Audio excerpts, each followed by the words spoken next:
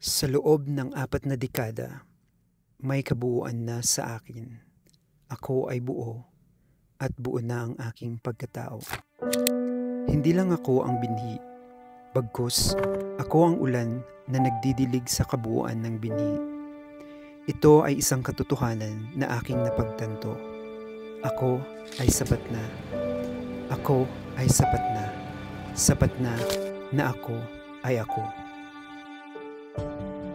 Ako ay naniniwalang ang kabuuan na iyon ay abot ko na wala akong kailangang gawin para maging karapat-dapat.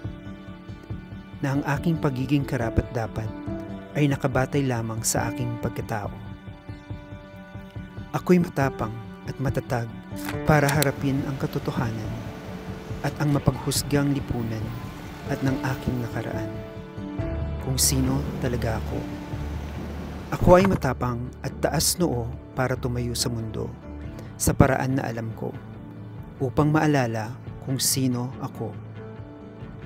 Ako ang natitira sa loob ng kalungkutan.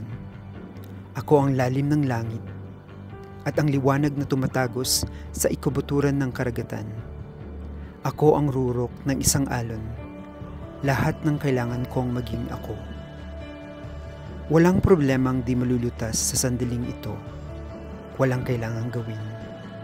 Walang kabiguan na dapat katakutan. Walang ibang lugar. Ang sandaling ito ay sapat na. Sapat na ang lugar na ito. Ang di kasakdalan na ito ay sapat na. Batid ko na ang hamon upang ang aking buhay ay magbukas sa banal na panahon. Batid ko ang kabuuan ng buhay ko sa sandaling ito. Batid ko na ang yaman ng buhay ko sa mga sandaling ito. Ako ay minahal ng mga taong lubos na nakakakilala sa akin at wala akong dapat patunayan. Ang kabuuan ng aking pagkatao ay sapat na. Ang nilalang na iyon ay sapat na. Ang hiwaga ng panahon ay nalasap ko na sa wangis at mata ng isang bata. Ako ay sinubok ng panahon upang lampasan ang mga hamon ng buhay. Ito ay ilan lamang sa aking mga realisasyon sa loob ng mapaglinlang at itim na anino ng panahon na ang aking halaga ay nalasap ko na sa buong oras na ito.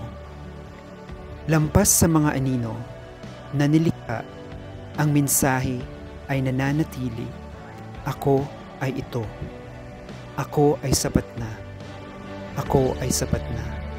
Sapat na ako ay ako.